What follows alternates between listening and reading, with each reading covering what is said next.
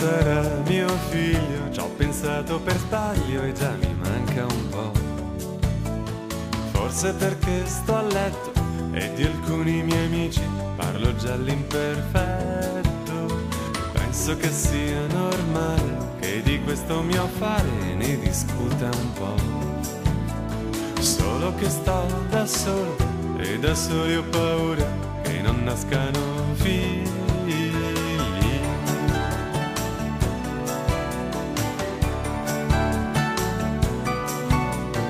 Come sarà mio figlio? Ci vorrebbe un disegno e riconoscerlo e dire se mi assomiglia senza avere dei dubbi, pure fosse una figlia.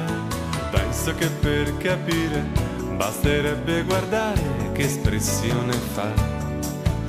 Se perso fra 100 sguardi e fa la faccia di chi non sa dove sedersi. Fuma meno e dammelo, io ti aiuterò e faremo un figlio bello e senza tosse, con le mascelle grosse.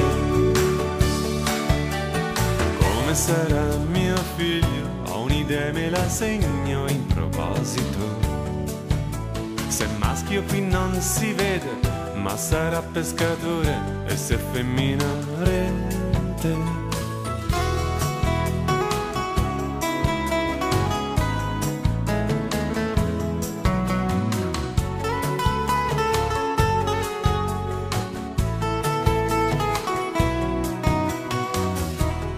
Fumamelo e dammelo, io ti aiuterò e faremo un figlio bello e senza tosse, con le mascelle grosse. E se non puoi darmelo oggi aspetterò, ma domani al massimo, che poi vado al mare oppure a lavorare.